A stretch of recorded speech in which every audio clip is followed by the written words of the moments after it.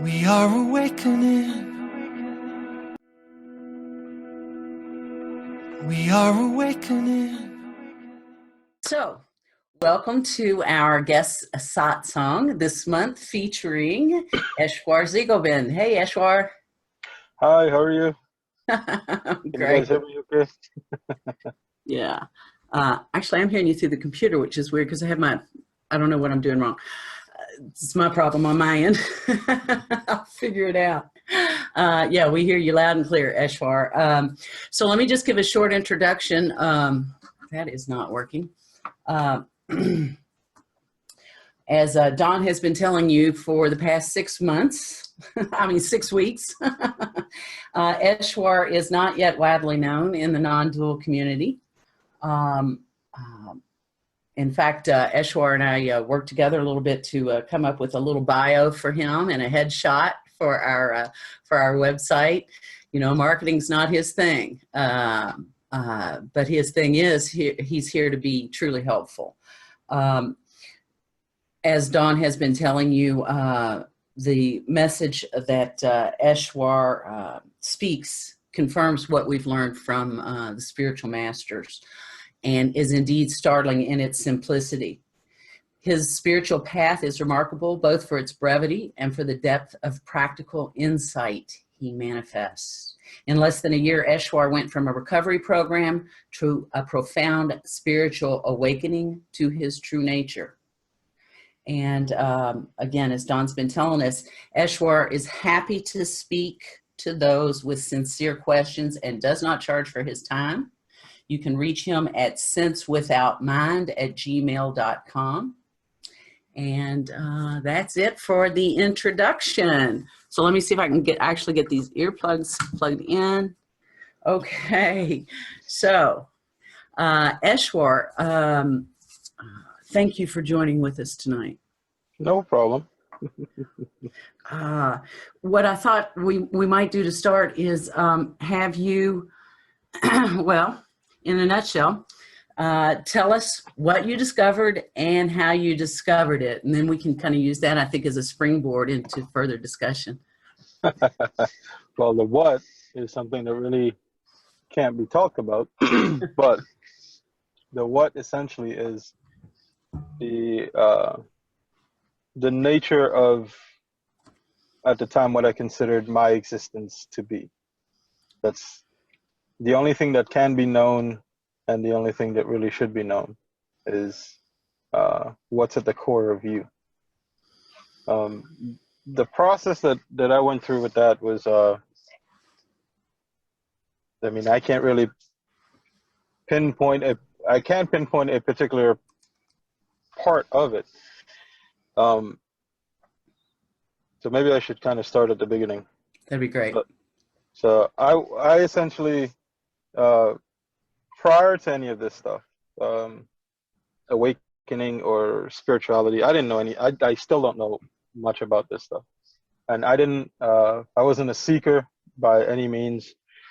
What led to all of this was, I had an issue with drinking. And I decided there was a situation that occurred that prompted me to seek treatment. And when my life prior to that was busy, I worked, I ran my own electrical contracting company. I had, at the time, sometimes up to 16 guys working with me.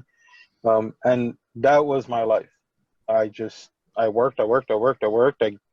I got married, we had kids, all the things that I thought that you're supposed to do in life. And there was just so much that was going on. Well, anyways, when the drinking stuff just kind of went out of control, I went and I sought and I got help through the retreat, which is a place in Lancaster County.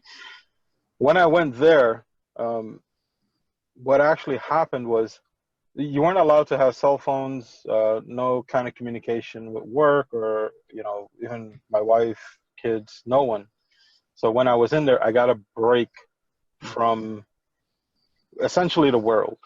Yeah. And everything that I thought I needed to do. And when I got there, I realized I didn't know what I needed to do. So I followed the suggestions of the counselors and the stuff that they were talking about there. That's when I got introduced to meditation and a whole bunch of other stuff that was there. I didn't have an idea what meditation even was. I thought it was just kind of sit silent. But what I did realize was the way I was and all the things that I needed to do, I didn't need to do them in this instant. All I had to do was focus on myself. And when I got the space to do that, it was peaceful, but I didn't know who I was. Apart from all the stuff that I was doing, all the things I felt that I should do or society kind of said that makes one successful, you know, good son, a good husband, you know, a provider, all of that stuff. Just, I don't know, that's what I did. And I didn't have to do those. I was there for 21 days, I believe. And a big part of me, one of the things I realized early on, drinking wasn't my issue. My issue was me. And I was a very angry person. And I realized very early on in the treatment facility that I was the one that was causing my own resentments. And in turn, I was causing my own suffering. So why didn't I just stop? And when that realization hit me, it felt like a huge weight was lifted off my shoulders. That I didn't need to be this angry about things that didn't matter. And my anger is directed towards people who didn't do anything and weren't even aware that they did anything. So all of it was in here. Mm-hmm. Fast forward a little bit, after I left the treatment facility, I opted to stay in a recovery house in Lancaster County. And for 6 months, I got out in February of 2017. I stayed there till about August. And in that period of time, my only focus was to try and figure out who and what I was. So I started listening to all kinds of gurus and stuff, like things that I found on YouTube. And it was helpful. Some stuff was helpful. I started listening to people in the Indian tradition because I figure, well, I'm Indian and these people feel, Indian people must have this. What I found out very early on was there was a language barrier because I spoke English and they were speaking Sanskrit or Hindi, which was then interpreted and translated, and that's what I'm hearing. So I'm not even hearing what's really being said. So I kind of, I'd listened to a lot of Ramana Maharshi stuff, Nisargadatta, but I still didn't understand what they were talking about. There were experiences that occurred that I didn't know what it was. So I started, I was like, well, let me start listening to people who speak English. And one of the first person that I listened to was Eckhart Tolle. And he talked about the power of presence by all that good stuff that most of you guys probably heard already. But one thing that it kind of taught me was how to be present and how to be here, because I couldn't figure out what was here if I wouldn't accept what was here right now. And one realization that hit with that was that how am I going to find myself if I keep getting up and going and looking for myself? And that's when like the present moment just opened up for me. And then I just busted out laughing, probably for like 20 minutes, just outside, because everything was like super clear in that moment. And then everything kind of came back, the thoughts and craziness and life stuff and feelings and emotional stuff. And I started doing my step work. And in AA 12 steps, step 4 is where you do an inventory of yourself. And the inventory were basically ideas and concepts that you had about yourself, and the hurt and damage and whatever it was that I kind of created. But the key thing that it said is this character that had these defects. And it just I was just like, what? Character? And I started to look at myself. My name, Eshwar, that was one character that had its own personality traits. Then the way I was with my mom, she was the one that called me Ishwar. That's how I was with them as a son. When I was out with my friends and drinking buddy, I was known as Los or Carlos, and that character had all its, traits and personality. And when I was with my wife, I was a different. I was like, I sort of realized that all these different characters are just characters, and they're just all ideas and concepts. So I was like, instead of fixing the character that had the defects, why not just do away with the entire character altogether? And that's what I did. But it still left me with, there's something here. I just didn't know what I was. So that's when I got into self-inquiry with Ramana Maharshi stuff. And there were some experiences that occurred and I didn't know what it was. I started doing some meditation stuff, just looking at all different ways to kind of figure this out. And Osho's website, they had 112 steps to Shiva. And the gist of it is, if you try each one, if one will work for you, and then that's it. And it's geared to instantly wake you up to the nature of your true self, or not so much true self, but what's actually here. And step 5, or the 5th one, worked for me. And I was sitting in my truck meditating for about an hour and a half, and I went to open my eyes, and it felt like a bolt of lightning shot from the center of the earth straight through my feet, out the top of my head, and it felt like a finger touched the top of my brain. And I just kind of shook for like, I don't know, maybe about 45 minutes. And all this was when I was at the recovery house, and I went into the recovery house, and I stood in the living room and I looked at a wall, and what it felt like 5 minutes for me, the guys in the house said it was like almost 45 minutes, and there was nothing, no concept of anything, no thought of anything. There was just absolutely nothing. And I mean, eventually I came back to and started talking to the guys, and then I ended up leaving the recovery house and coming back to Philadelphia. I was still reading some Buddhism stuff and some other teachers, and one day I was just laying down in bed, and prior to this I had tried ayahuasca to try and it's a healing type of things. There was a lot of emotional trauma, things that happened in my past when I was younger, that just, it released all of that. But it didn't help me find out exactly what was here. And one day I was laying down in my bedroom, and I was focusing on my breath.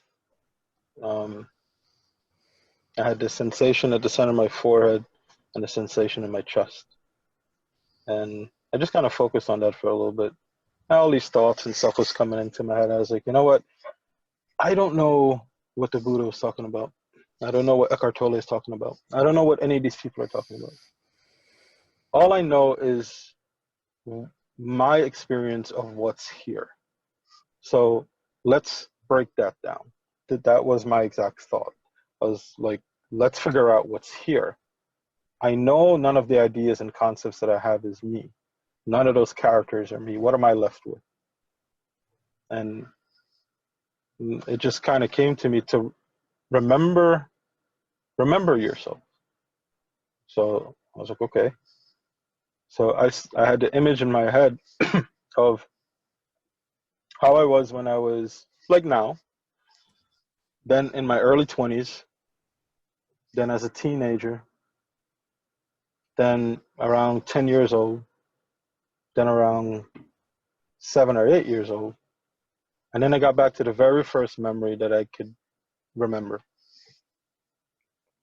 And the memory was, I'm from the Caribbean islands. So when they teach you, if you're not learning, they're going to beat you. So that's how we were taught. So the memory was that I was supposed to spell the word fruit, and I couldn't spell it. I was probably about 4 or 5 years old, and I was getting beat for it. And it wasn't so much the trauma that was there that I was looking at. I was like, That's the first thing I could remember, but I was 4 years old. What was before that? And something inside me just said, just focus on that. What was there before that? And I got a little scared at first. It brought me back to me laying in the bed. And then I just took a deep breath, and I just kind of closed my eyes, and I said, all right, let's go and see. And it just said, let go. And I let go into that, and the whole thing unraveled. There was no me there. There was no, and to speak about this would imply that there was a me that was there that had this experience. But it's not like that. There was only experience.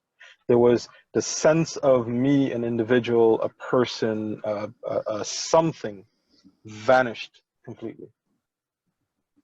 And with that, everything of importance that I ever considered important in life went with it. That's amazing.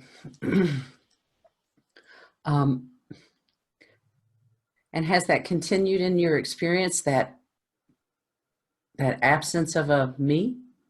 Yeah, I mean, there isn't anything here of substance, of meaning, of value, in the sense that we can give meaning, or we can place value in something. That's the only way it appears to have value, but that doesn't mean that it has value. Just because we think that it does doesn't mean that it is. And it's the same way with ourselves. Just because we think we're like this doesn't mean this is how it is. And experience in itself it's disjointed. There isn't a self here. There isn't a me here. There are sensations, yes. There is experience that's occurring. There's all these things that are happening, but there isn't this unifying principle or concept of I that's saying it is responsible for the experience, or the experience is happening to it. That's not there anymore. It doesn't mean that anything really stops or changes, but there just isn't. It's not how we thought that it was. It doesn't have the same flavor, the same intensity of a thought propelling world, or being caught from thought to thought to thought, that this is how things are happening. That running dialogue, that commentary that stopped just for a second for you to see the falsity of yourself. Because only in that dialogue is where you find any conception of you. Prior to that, you can't even define you. So has that dialogue stopped for you permanently? That was the thing. The thing was never to stop the dialogue, was to see the dialogue was a part of what's going on, but has no importance. You experiencing green, and the thought that pops up in your head that says that's green, really has no value. The experience is there. It's knowing. You saying that it has green, or that it's green, the concept that points back to experience, which is what all concepts are, it doesn't have a value. The experience is what's there. That you're taught a thought. So it's not about stopping thoughts. It's seeing that that's also part of what's going on. That's also part of the conditioning, because we learned. And the only way we learn is through ideas and concepts. You're not going to stop that flow. That's just how it is. Can you tell me the advantage to living without the thought of a me that interprets? You don't get caught up in stories. You're here, and everything as it is, that's happening as it's unfolding, that's all there ever is. There isn't a thought of what's going to happen tomorrow and being drawn into that story of fears and ideas and concepts. Yes, we can plan for tomorrow, but there's no attachment to the outcome because you don't know if you're going to make it to tomorrow. And same thing with the past stuff. The past is created from this very moment. From right here, right now is where a past occurs. From right here, right now is where a future potentially can come. But none of those have any meaning. They're just thoughts about what may have happened and what could have happened. It doesn't really make much difference. And we like to think that we have control because we can think about stuff. Only in thinking is there assumed control, but there isn't any. That just, all of this just happened. We have no control over anything that happens to us. Because there isn't a you that something is happening to. Right. Yeah, and would you say that this you, this me, that I think there is the source of my suffering? Well, of course. What else could it be? I don't know. It only happens up here. Right here, right now, in this very instance. If I ask you a simple question, what is your next thought? Everything stops. Check it right now.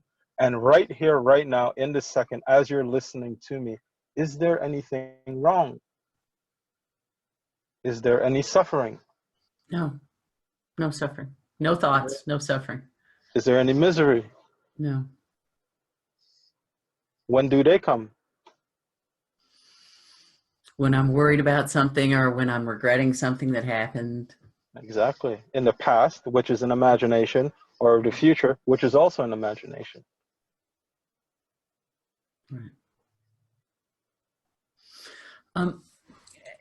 Eshwar, and by the way, folks, I want to invite you guys to ask Eshwar questions directly. Eshwar and I have had a couple of conversations that I have found very, very helpful. And as these folks know, we talked about this a little bit this morning in our Sunday gathering, with these thoughts of the conceptual self. But again, I got a question. Yeah, go ahead, Jay. Yeah, Eshwar, very, very glad to see you here. Thank you for coming into the sanctuary. I'm grateful you're here. Question about what you described. Do you still find yourself in what I would describe as a stable state of this no self, or do you still find sometimes slipping back into the identification with the self? Could you comment on that? This isn't a state. This is how we always are. The overlay of ideas and concepts is what stopped. But this is how you are all the time. Your sound just kind of went off. Yeah, Jay, you're muted. Did you have something else you wanted to say? Yeah, it was a question about Eshwar's experience. Your experience right now. Do you find yourself slipping back into story or personality, or I get it that you're saying it's not a state, but is your experience, or whatever you call it, consistent and stable in what you describe? Is that what you experience all the time, or is it sometimes? You mean if it's abiding? Yes. This is how it is. For me, this is how it is. Yeah, and there's another question here. Lynn Turner says, she wrote it on the board. She says, if you are not a you, what do you think you are, or what do you experience? Well, there is no answer to that. Anything that you can conceptualize will have you chasing concepts. Me telling you that doesn't do you any good. You got to go look for yourself and see. It's an experiential thing. And I could tell you till you're blue in the face, you're the nothingness that the entire universe expresses itself through. That means absolutely nothing to you. You know, all of us are the expression of the universe. That's how I feel, and I see certain things. I sense that. You sense certain things? Well, sensing comes through experience, but the knowing of what you are is an experiential thing. It's a knowledge that's second to none. It doesn't require you comparing anything else. It's an experiential knowing. You know, concepts don't go here. Intellect does not go here. Mind does not go here. Thoughts does not go here. When they all stop, then the here just opens up.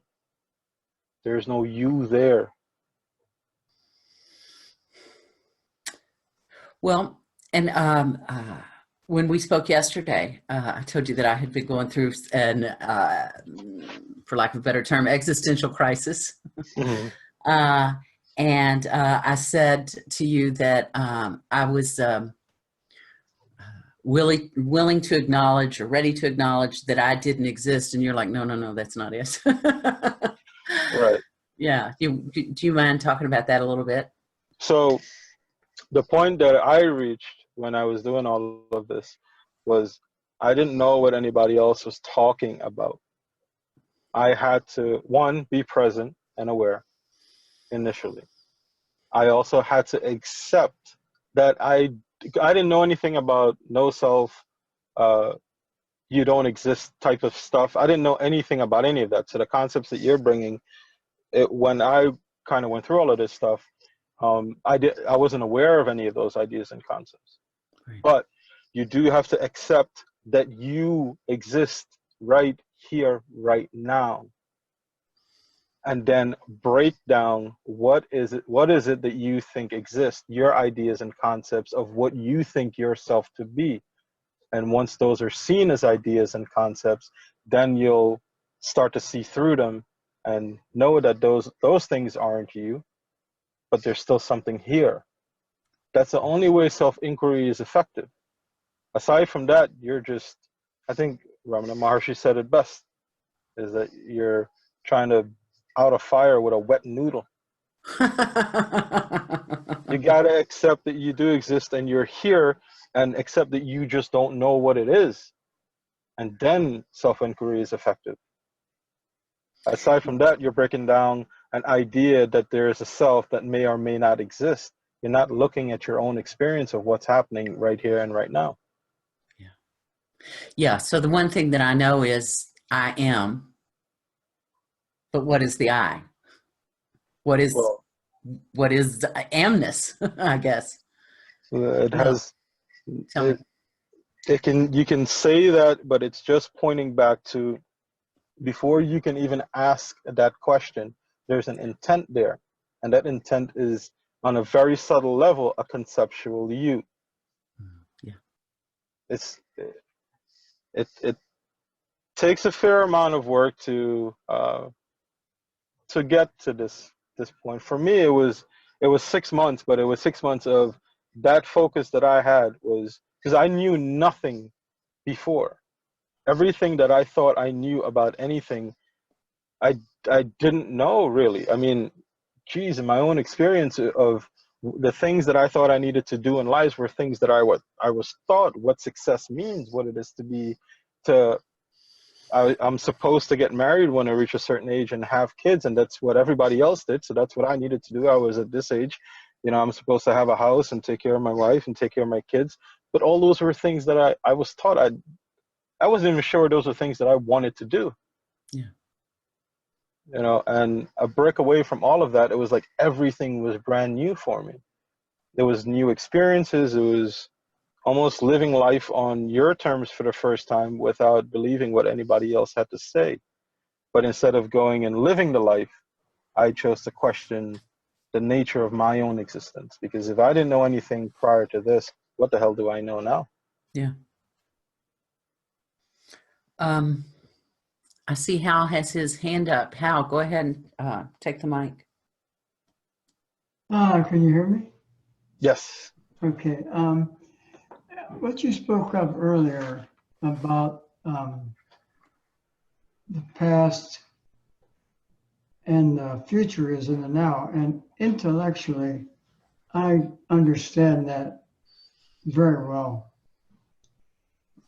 So my question is that since I know that the past and the future don't exist because they're just imaginations in the now, but I don't have that, what Jay was talking about, that permanent understanding of that.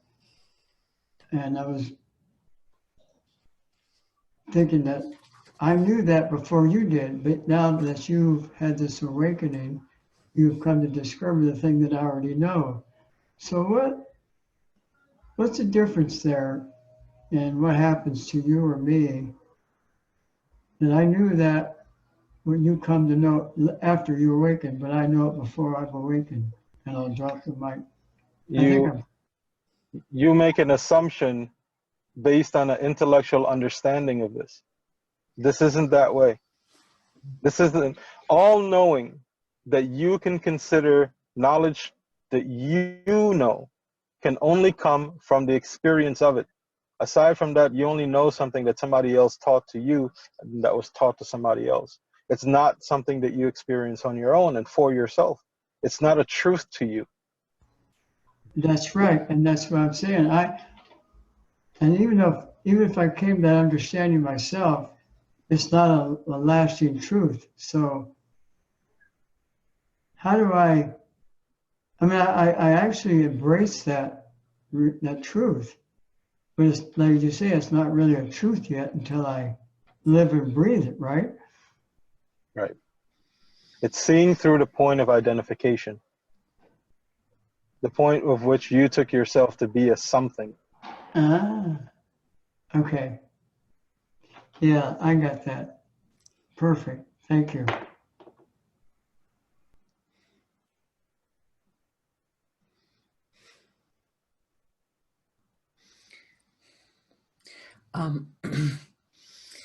Eshwar, there's a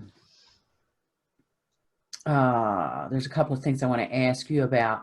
One is what I thought I heard you say a little while ago in this interview, and I in fact heard you say it in your earlier interview I listened to with Sean. What's Sean's last name?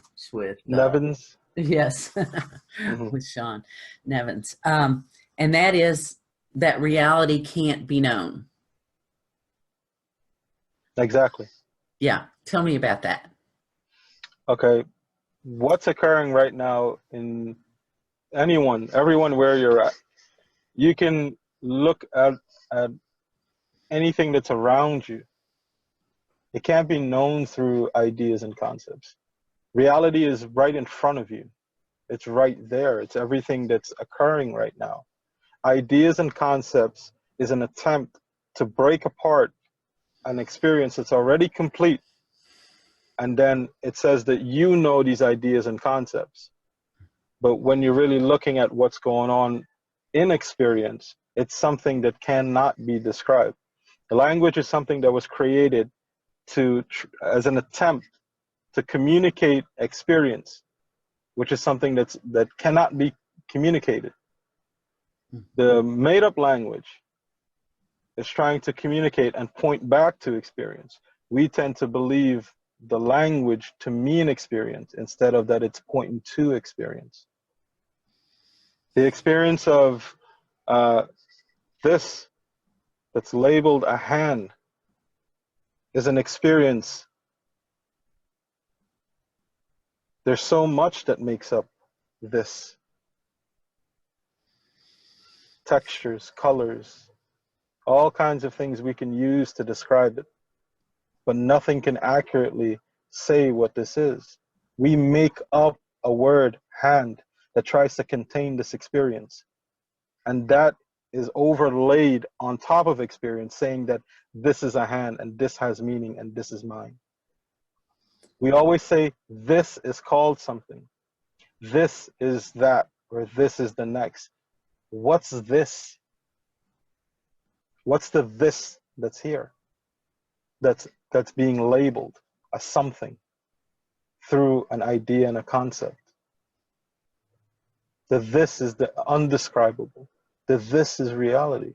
The this is what's here. And in fact, what I understand you to say is that the labeling not only breaks down what we experience, but breaks us apart from that experience. Not really, but that's the effect. Right. When we speak in a means to convey a message or an experience. And there's always a point of the one that's trying to convey the message, and then the person or whatever that you're trying to convey that message to. We started to believe ourselves to be that reference point. That's all it ever was a reference point. When you look at what you consider I to mean, and you try to find that I here, you start to see that it's only experience. It's this entire experience that's going on right now. But the I was just an overlay reference point that this is what I take myself to be. This is my body. This is what you're taught since you were a child. I have 10 fingers. I have 2 hands. I have a head. I have, a feet. Prior to that, as a child who hasn't identified yet with, and if any one of you have kids or grandkids, and they're before that age, around 1 year old, when they look inside a mirror, they don't recognize that reflection to be themselves. We teach that and impart that on them, that's them. That same means of experience is still flowing. The overlay or the cover up of that experience is just the ideas. When the break occurs and the ideas stop just for a second, then there's only experience. That's all it ever was. If you look at your current experience, what's occurring here, there are the senses flowing and doing their thing. There's also ideas and concepts that's going on. It's not about stopping them. It's including that in experience as well. It's not, the idea of you does not unify sense perception, sense experience. And we're getting, pretty deep in that area, but I mean, because everything is conceptual. Even the idea that there are senses is conceptual. Wait a minute, you're taking away all my ground of my foundation. There you go. That's what you're aiming for, right? That's what I'm aiming for. Yeah. The entire carpet gets pulled up. Even the idea is that there are senses, because they can seem as though when we say they're sense perception and they're seeing and all of this stuff, it wants to claim it for itself. You want to claim that for you. Well, yeah, I do see, I do sense, I do feel. But no, remove the I, there's sensing, there's feeling, there's all this stuff is occurring, including the sense of I. It's not unified. It's not a complete experience, even though that's the way it seemed, because we were taught to look for that experience. We go and we find it. Because we're taught to look for the experience of an I experiencing something. Yeah, you go and you look for it because there's a you that have 10 fingers. There's a you that have 2 hands. There's a you that has a head. And then you correlate that with that image that you see in the mirror, and they hold the child up. Yeah, that's you, that's you, that's you. All along, the child knows very well that that's not them. But the point of identification is when they start to believe what's taught to them. Well, and therein lies the seeming problem. I've been believing this for 50 some odd years. And so to back out of that just seems like a monumental task, but I guess it's the only thing going. I mean, it's the only thing that I care about doing anyway. But it does seem monumental. Well, a way that, excuse me, everyone puts this is that your mind and ideas and concepts, all this stuff, even the ego or the separate self or whatever it is, that it's a bad thing, because all this stuff, it's uncontrolled and it should be, snuffed out. Imagine this. Let's say I'm a little child that separated itself to believe that it's something here. Is your mind making the first point of identification. Its job is knowing fully well that it can't describe or even explain any of this that's going on, except with the limited ideas and concepts that it was taught. It's coloring your experience, labeling it, and then bringing it to you, and you say you understand it. It is on the forefront of deciphering something that cannot be deciphered. It is feared up, because when something occurs outside its normal mode of experience or something that it doesn't know, fear comes up almost always. That's why Most people are afraid of the unknown because there's no control there and they don't know what's going to happen. And that's where your mind is. So it is like the same little child. So you treat it like that. You treat this stuff with compassion and have fun with it. It's the means, it's the most intimate means that you have of experiencing this world. Why would you treat it like an enemy?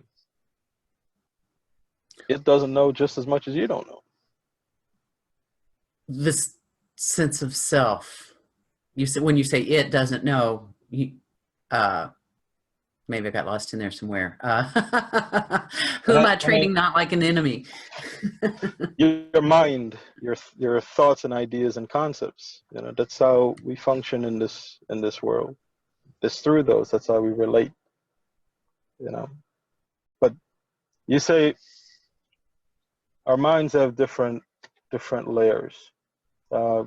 Let's say the intellect, even though it's a concept, it's something that you can see. The intellect is a part of you that says it understands or it doesn't understand. Do you understand? Yes. Right. Are you aware of that understanding? Yes.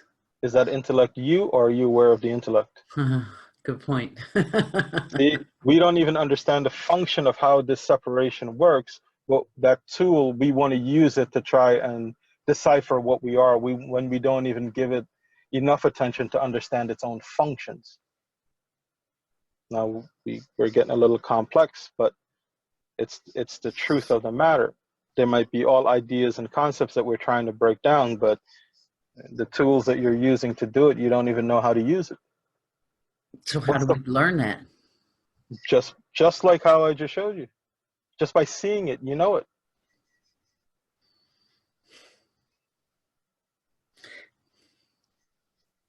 I'll ask you one other thing. What's the goal of meditation? What's the only goal of meditation? To know myself. To interrupt the thinking process, the stream of thoughts. Thank you. That was it. It gives the gap, and this is for everyone listening, not just directed at you. It's to give you the space to see that the ideas and thoughts are not directly identify with you. You're not identified with them. That's all it's supposed to do, is to give you that space to see that. Just the same way as you've seen that the intellect is a part that understands, and you can see the understanding. Right. Now you know that it isn't exactly you.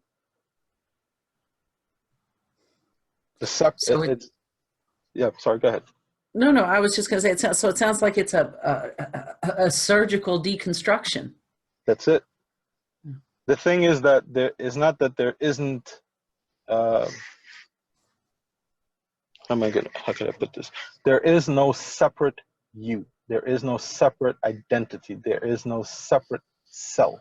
What's here is here. Anything separate from it is only separate through ideas and concepts. The conceptual you is only separate conceptually. A convenient point of reference. Right. So that the sound of your voice, the hum of the computer, none of that separate from me. No part of my experience can be separate from another part of experience. Not from you. It's all occurring, including the experience of you. Including the experience of a me experiencing it. It's all inclusive. If you stop for a second and if you can see with your peripheral vision and include what you're taking as your body, mind, whatever your experience is of yourself right now with your eyes open, include that in all that's happening right now. How is it separate? Well, only conceptually, only because it's my point of reference. Exactly. We always take the standpoint that there's a me here that's looking out and experiencing the world. If you include your perception back into even the physical part of you that you're taking to be yourself, how is that separate from experience? It isn't. It takes some time for that to be recognized. It's not things that just happen just like that.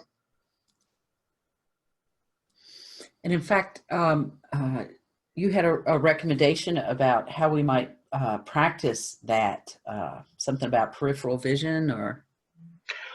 Well, we look at it this way. Anytime our focus attention is on something is because we want to learn it. We want to know about it. We're asking our intellect to separate and divide and find information about something. And we'll look at something intently, and you'll see all the labels fire off. It's white, it's square, it's hot, it's cold, it's all these things. When you relax your vision and start to see through your peripherals and not really focus, you'll start to see that the mind doesn't shoot out labeling all kinds of stuff. And you keep the awareness of yourself included in the experience that's going on right now. And slowly the mind itself will quiet, the labeling and categorizing will start to quiet down, because we take most of the information that we get in through our visual field. That'll start to slow down, the chatter will start to slow down, and you'll start to see. Not so much with these eyes. There's a different seeing that occurs. Looks like Jay has a question. Yeah, go ahead, Jay. Eshwar, you described, when I was asking you about the state you're in, you said that it's not a state. Would you please describe more about why what you are experiencing and what you describe as direct experience is not a state? Because it's what's happening with you right now.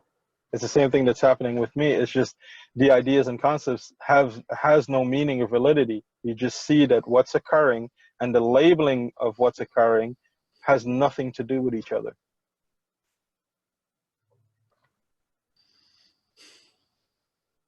So you'd say it's more like, what I hear you saying is more like just a mere recognition that they don't have anything to do with each other. Yep.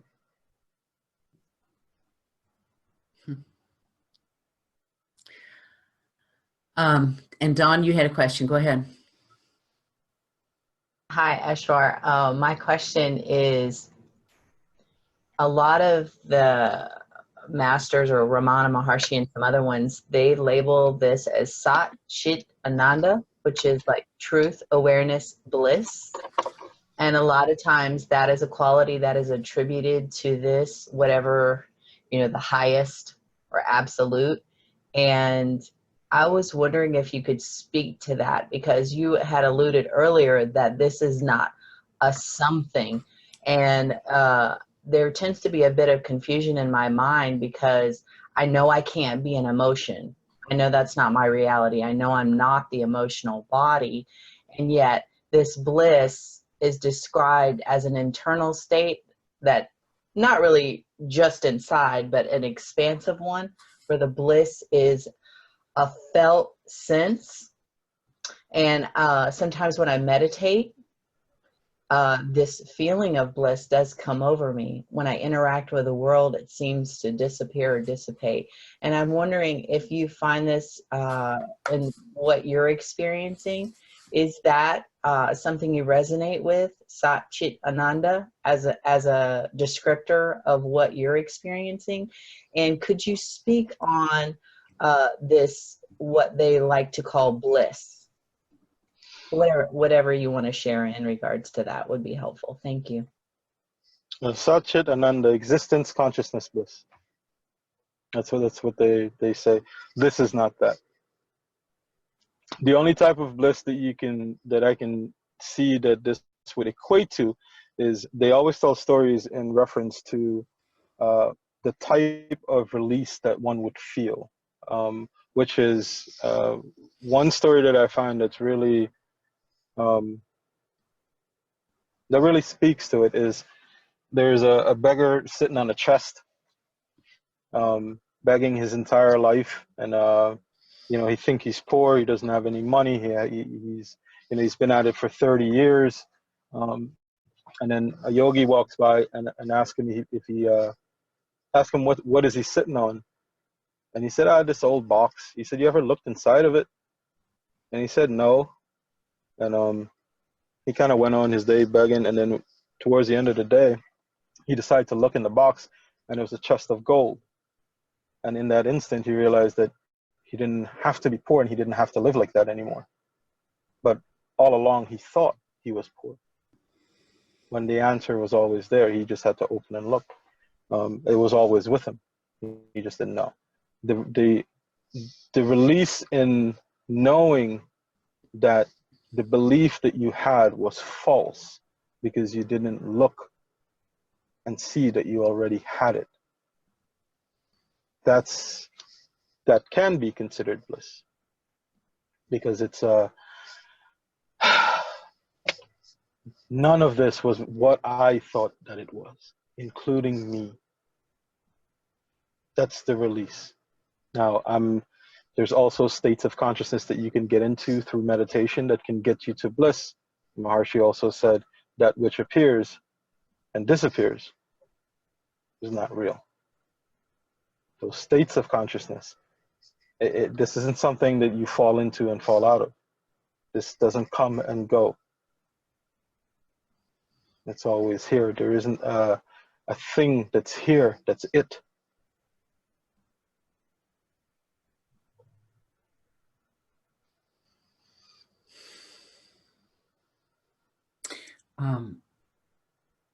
In fact, you said about that in your interview with Sean Nevins. This is not a moving forward; it's a falling back. Mm-hmm.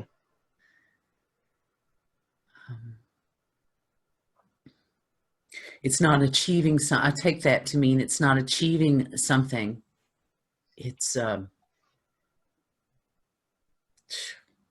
traveling lighter. It's removing something. Yeah, it's a regression and a recognition of what's always here. Now, there's a lot of people that say that you don't have to do anything, you'll already it, all this other stuff. You absolutely need effort to see through your ideas and concepts of yourself as ideas and concepts. The effort is needed until it isn't needed, until that's seen, and it's an experiential thing that occurs. Make no mistake, once this occurs, and it can occur for everyone. This is not something that's reserved only for people who have been practicing for 30 years or if you're a spiritual person. If you knew what life was for me prior to all of this, you would think that I'd be the least ready to see this, I would say. It has nothing to do with any of that. But once this occurs, it's not mistaken. It cannot be confused for anything else. This speaks to the core of your own existence. That's why for everyone, they have to see it for themselves. People can point on what to do, and you have to do it on your own. And it's not exactly the same way for everyone else. It's not exactly how it happened for me, or what occurred here isn't the same thing that might occur for someone else. The entire life is colored with different experiences and concepts, things that they thought to be real, and traumas that they face. I found that dealing with all the pain and suffering that I felt that I was going through in life, and seeing, essentially I was responsible for the way things were at the time, all the hurt, all the suffering, the way that I felt. And I never addressed my own feelings, thoughts, and emotions. It was always the other person. When I started to bring that back to me and start to address my own feelings and emotions, they are the most powerful things that can bring you in the present moment. They're also the most powerful thing that can move you away from here. If you don't allow them to show you what they're trying to say, the minute you block a feeling or an emotion, you're holding on to it. When you invite it in and allow it to pass through you, letting go of it is a natural byproduct. Some of us don't let go of things so easily because we feel the world has wronged us in such a way that, it owes us something. That binds. Feelings and emotion will bind you up. We tend to hold on to them very strongly. That's how we think we feel ourselves. We think we feel ourselves. Right. I have a question. I hear, but hang on a second, Jay. Well, let me follow up on this one thought. I apologize, but I just want to follow up on that thought. We think we feel ourselves. Can you say that in English? Isn't an emotion a thought about something that happened in the past? Yes. Isn't an emotion a thought about? Ask me that again. Isn't an emotion a thought about a particular situation? Yeah, it is. Okay.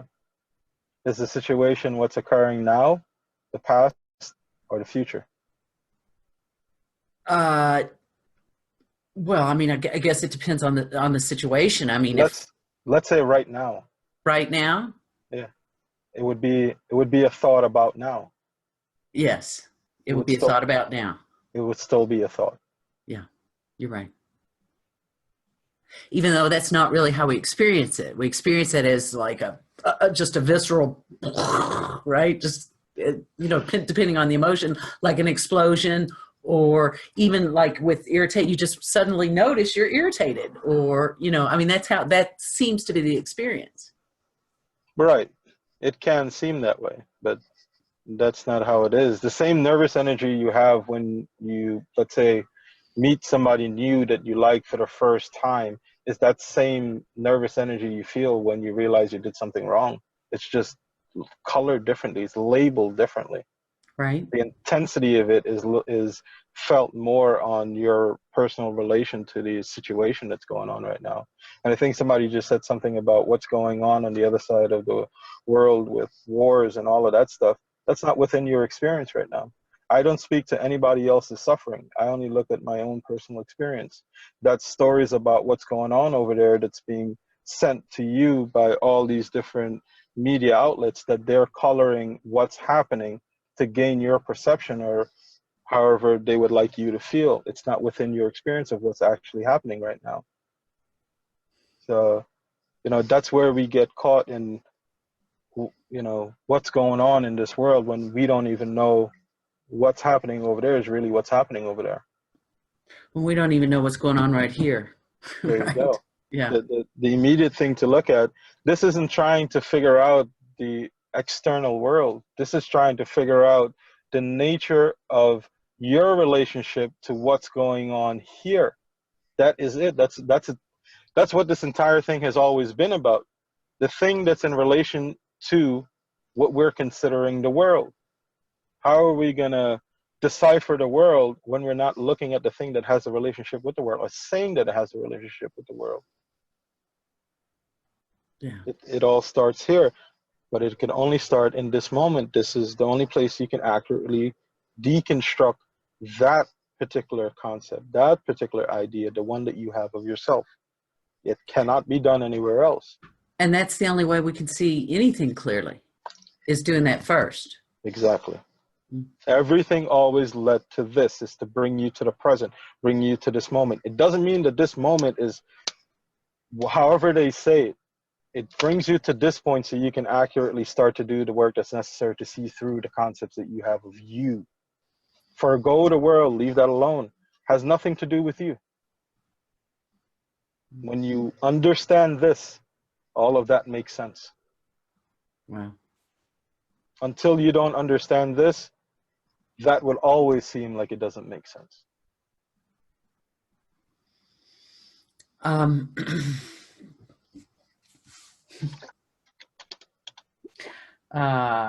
might come back to asking you about that, but I know Jay is chomping at the bit. Jay, you have a question? Yeah, I forgot what I was going to ask, but people like Eckhart Tolle and what's the reverse work, that woman? Byron Katie? Yeah, Byron Katie. These hit rock bottom experiences and they give up on life. They don't want this personality self anymore. They're done. You described this great suffering, and I see that as a huge motivation for a person to enter this path of letting go of the self. I've had a pretty good life. I've had some success. I've made some money, started a business. I think I like my life. So in a way, I'm starting to see that that's actually a hindrance in awakening. To have a life you think you like that's good, because then you want to hold on to it. You're in the illusion that you think this is something good that you don't want to let go of. Do you have anything to share about that? Oh, why are you looking? I don't speak on broad things like this. If I'm going to talk to you, I'm going to talk to you directly. Why do you feel that way? Why do you search? Why do you seek? I don't know if I can explain why. I've always had a drawing to truth my whole life. I can't really tell you why. It's always been a pull in me that's somehow coming from some deep place I don't understand. Follow it. Amen, brother.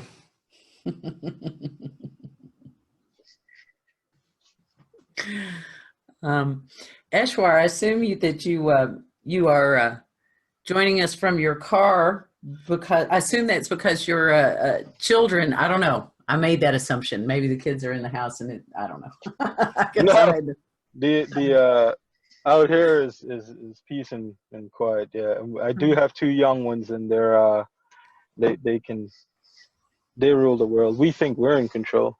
They're the ones that we got to change them, we got to feed them, we got to put them in the house, and That's right.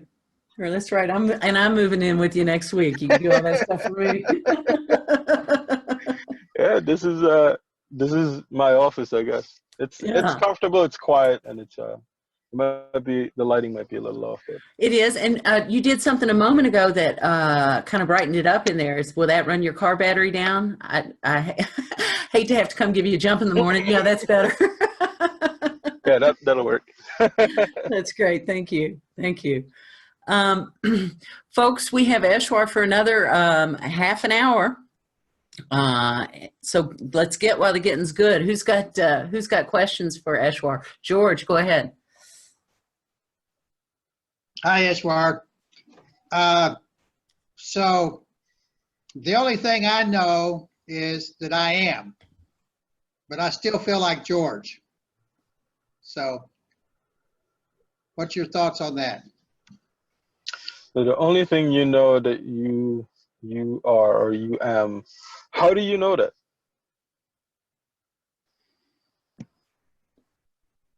I have a sense of being. Being what? Just being. I don't know what. That's just it. I don't know. And what's the I that doesn't know?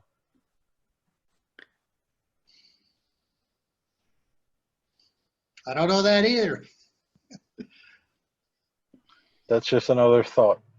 That's a thought. Right. When you're being,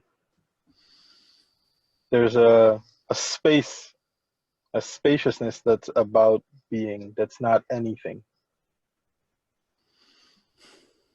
Come to that space without you.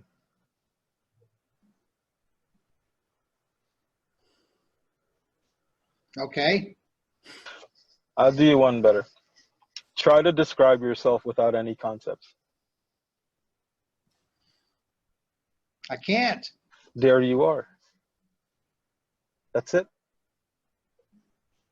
Thank you.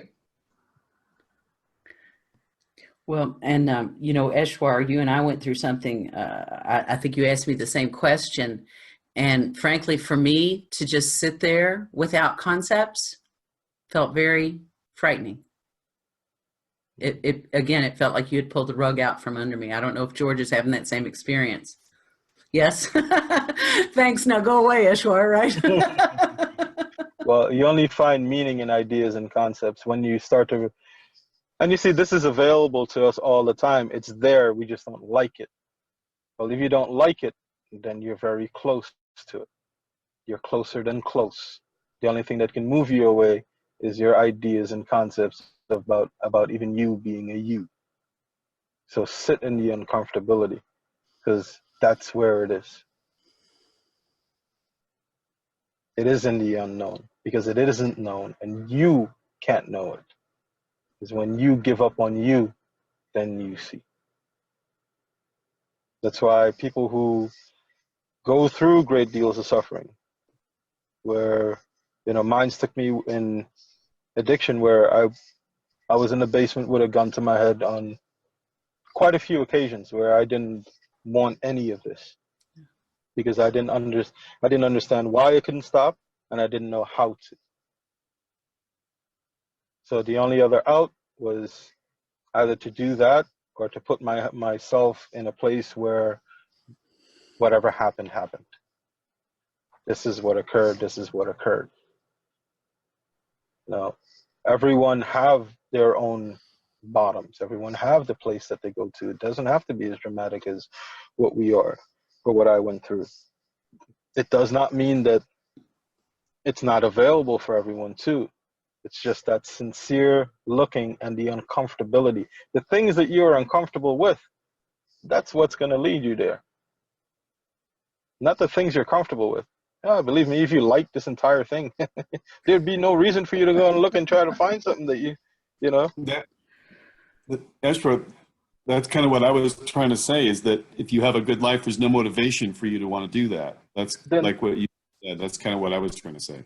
Yeah, live your life. Be how it is. You know, if it's strong enough within you that you want to go and see what this is, I would say what I did is to understand completely that the conceptions that I had about myself were just conceptions.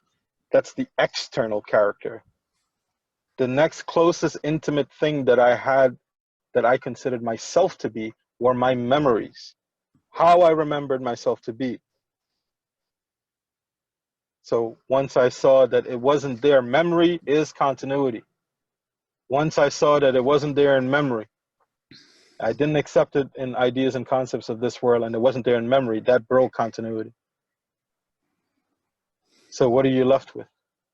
What's here right now, as it's happening, as it's unfolding, not colored by past, not colored by projection of the future. Not holding on or expecting it to be something different, and not accepting it as something that was created by an imagination of something that happened in the past. That's all that ever occurs. The continuity stops. This is it. And Eshwar, remind me again, because I think it's the fear that keeps me from remembering but remind me again how I stay in that spot that we were just discussing with George. How you got me there, and how I stay there. Well, one of the things to understand is thoughts, a thought story, and your actual experience of what's happening right now. So you can say whatever's in front of you. Everyone is seeing a color in front of them. Whatever that color is, the label or a thought will pop up and say that's green, or wherever you're looking at, or red. So that the experience is there first.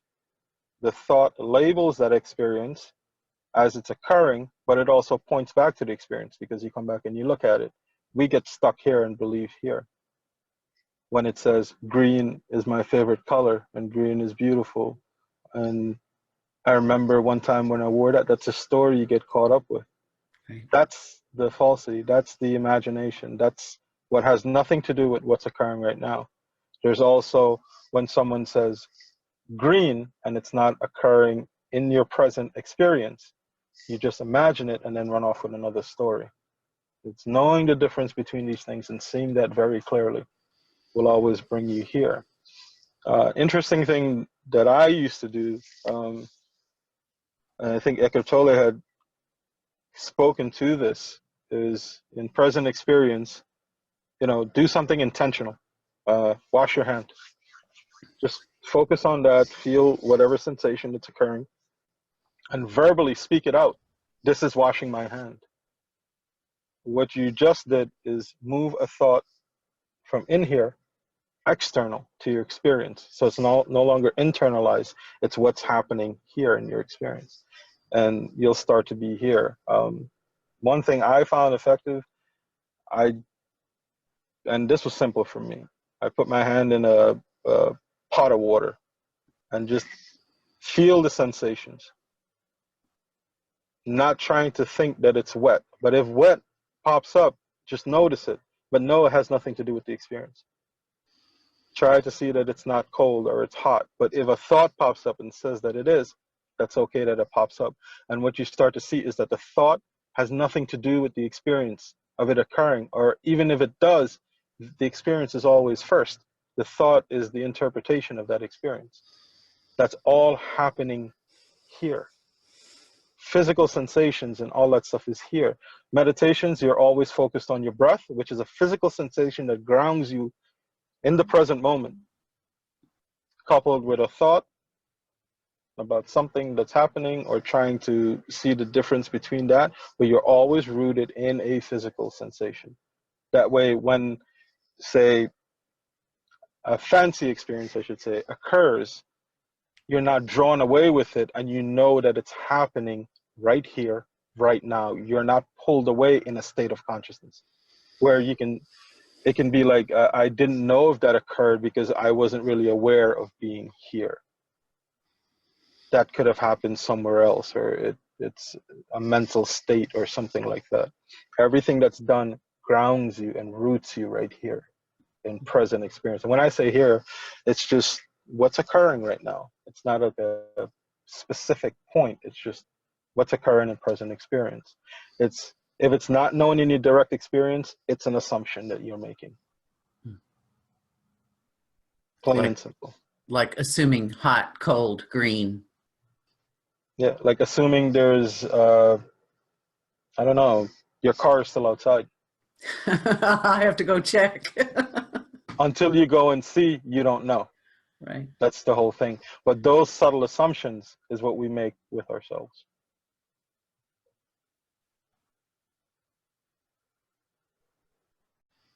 How do I make that assumption with myself? I assume that there's something that's sensing.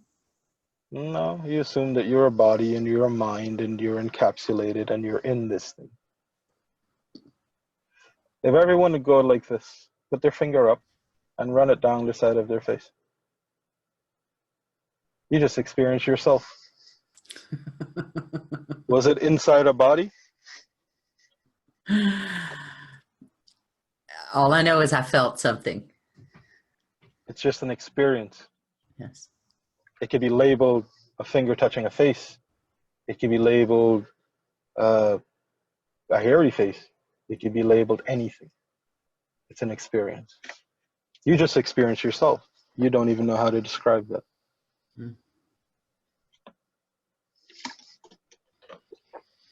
But that experience only happens right now. Nowhere else. The story about it is, it's a pleasant sensation, or it's 5 fingers just running down my face. That's all the stuff that's assumed, taught, learned. And why is that stuff not helpful?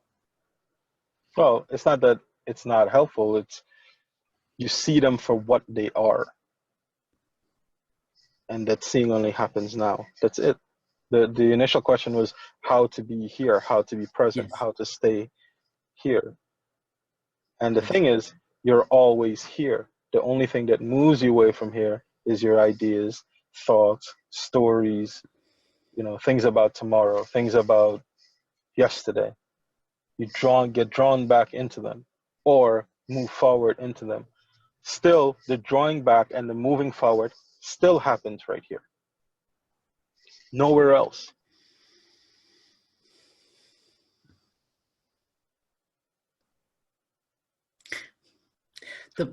The past and the future are imagined, and the imagining is occurring right here. Exactly. Nowhere else. The understanding and the not understanding occurs right here. That's all that needs to be seen. When that starts to be seen here, what used to be a razor's edge starts to expand. And that's all that you'll end up seeing. Effective self-inquiry only is effective from here. It's always been that way. They say you always get to this point. Ramana Maharshi always talk about one-pointedness. How to get to that single point first before you can do.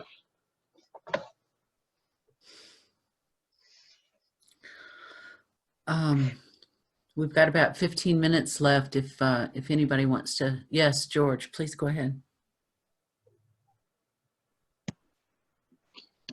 Okay, Eshwar, you know, we're talking, what's your concept of non-dual? Okay, I mean, I see that there's, you know, 18 participants here plus whoever's on the radio, okay? To me, my sense is I'm here as an individual and I'm looking at, you know, several other individuals. Mm-hmm. So what do you see? That's an assumption that you're making. I'm only talking to myself.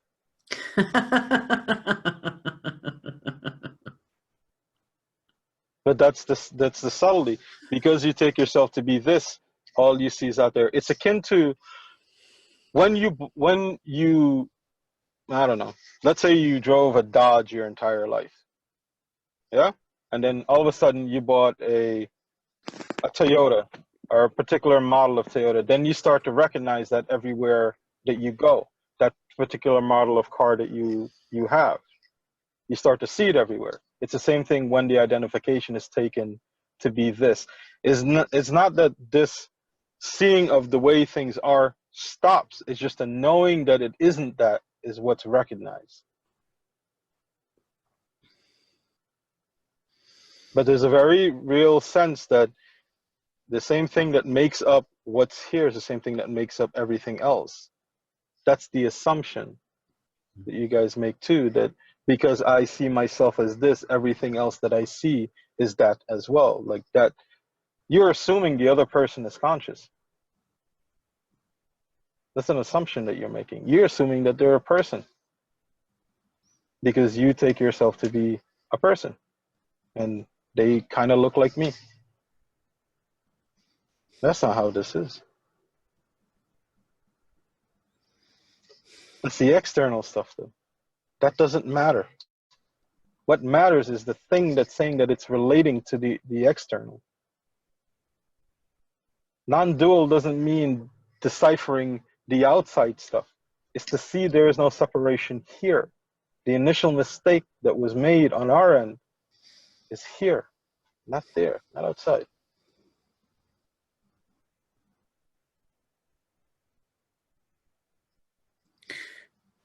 In Eshwar, in discovering that there's no separation,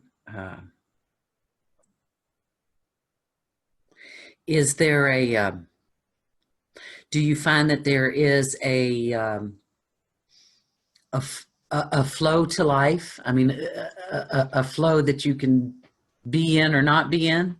Well, what you start to see is what's occurring is as it's occurring and could not have occurred any other way. And the way things are is perfect, exactly as it is. The only thing that says that it could be a different way is a thought or an idea or a you that say that. Ignoring the fact that the way things have occurred is the way that it did occur, and it could not have been a different way. So is there, and maybe this goes too far into that hypothetical, is there a possibility I could be at the wrong place at the wrong time? How? Yeah, I don't I don't know. I could be sitting here talking to you, or I could be out there, you know, on the highway getting in an accident. But you're here sitting talking to me. The other is not a possibility. Only in imagination. There you go.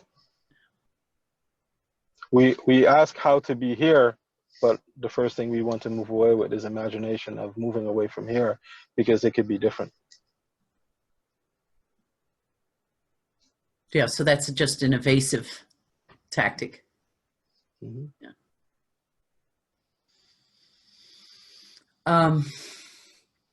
You said something in your interview with Sean about there being something inside that guides us. Does that sound familiar? Yeah, when all of this first started, like in recovery, when I was actively looking and searching and seeking, there were answers to questions. Like I would ask myself these, whatever it is that I wanted to know, and the answers would come. But I wasn't really paying attention because I didn't know how to. I didn't know what I was like. How do I realize, or how did I recognize that I should be doing certain things? And when I started listening to some of the teachers, the things that they were saying were the answers that already came to me, like that peripheral vision stuff. Yeah. There's teachers that were talking about that, how to remain conscious and present. There were things that was already started to happen, and then when I heard it and the teacher just reinforced whatever it was that was guiding. I don't know what the hell that was, but it's like that. I had no way of describing what that was. It was like the understanding of the question. It understood itself in the answers that it gave me, so long as I stayed open to it. I'll tell you one interesting thing that happened. When I first started doing the Ramana Maharshi self-inquiry stuff of asking myself who I am, without being present to understand the answer that came, I didn't understand any of it because I wasn't present. I didn't know any of that stuff. I was just asking. But looking back on it retrospectively, the answers came because my eyes were closed. I went to sleep. I woke up the next morning. My eyes were closed. I was conscious and aware, but not of anything. And in bright, flashing lights, it says, I am, in the darkness and the nothing of nothing. But I didn't know what that was. I didn't have the awareness to even, look into any of that stuff. But I asked, and that happened so many times, but I didn't know. You guys have, this is why I say it's available, because you're in a position of, you know what you're looking for, and it's right there. It's even before you open your eyes, it's right there. Allow the answer to come to you. You have enough knowledge about this to recognize what's occurring. I didn't have that. And even in seeking it got me to the point where I just wanted to slip my wrists. I was like, when I asked that question, who am I, and all these ideas I'm trying to like break down without having the intense consciousness and presence. Here, I went in the woods like screaming, and I had a knife to my hand. I was like I thought that's the point I had to get to it. And I was like, you know what? Let me just kind of fall back and look and see what's going on. And then I started paying attention to that stuff. And then when I listened to him, and I started listening to Nisargadatta, like they laid the groundwork. And then later on, some Buddhism stuff, Liberation Unleashed, they helped clarify a lot of the experience and understanding the functioning of the faculties that we have right now. What was that question? How is, well, there's a couple. Lynn has asked a couple. I'll just read them both to you, and you can take it where you like. Do you do any meditation? Are you a vegetarian? Do you do any form of purification? That's question one. Question two is, how is your family experiencing you? Do they see a difference? Question one, I used to be a vegetarian because I thought that's what I needed to do to achieve this. And I realized that was also a concept. That was a belief, and it wasn't required. Now, for some, I don't know. For me, it wasn't that way. There are significant health benefits because I noticed, how all of this kind of changed at the time when I was in the recovery house and I was vegan completely. I lost significant weight. I saw the way it affected my physical body and all of that stuff. But I realized I was only doing that because I thought by doing that I would gain something in the enlightenment or all of this stuff. So as far as I can see, is it required? No. Am I trying to be healthy for any reasons? No. There is no reason for me to really do anything. Everything is just doing its thing as it's doing. As for my family, initially it was a little rough because a lot of the understanding that came, imagine all of you, if you will, for my wife, when I said to her that, and this is the experience, whatever occurs and only what's happening here right now is the only thing that's of existence or that's considered real or meaning, not really meaningful, but this is all that exists to me, nothing else. What's in front, what's in sensory perception, whatever's occurring. And, you know, I was traveling back and forth from the recovery house in Lancaster back down to Philadelphia. And we had gotten into a few arguments in the beginning because I said those things. You know, because when they weren't around me, even my wife and kids didn't mean anything. There was no attachment to anything. How that has changed now is the wife woke up. There was a few things that her and I sat and discussed and talked about, and we did a few meditations together, and then it opened her up just to the idea of the way things were, and she discovered it on her own. She had a few questions here and there, and that was it. You know, so it kind of spread its way that way. You make it sound very simple. You know, there's some folks in this room who've been doing this for 30, 40 years. She had a few questions and then she woke up. No problem. Well, there were a few people that helped me on the way. She needed some, a life of addiction leaves a emotional toll on, it's not only the person that's addicted, it's everyone around them. Yeah. So there was healing that was required all around. And that's the best way I can say is she came to terms to understand that she didn't need anything external to make her happy. Whatever it was within.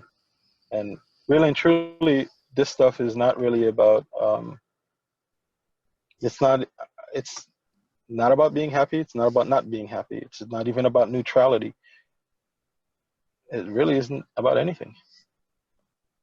That's the whole thing. But we make it about a me and then something.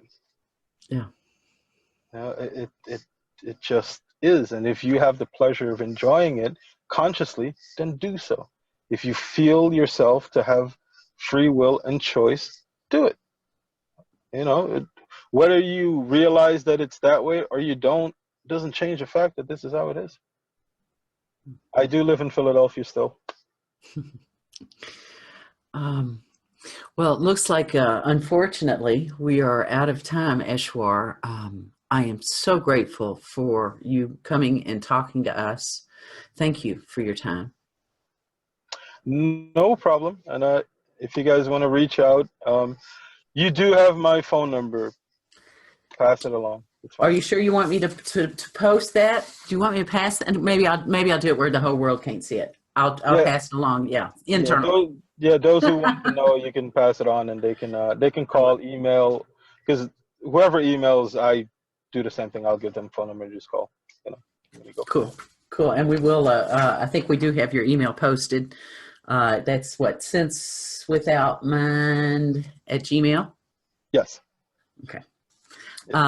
Again, we're so very, very grateful, Eshwar, and you will be hearing from me.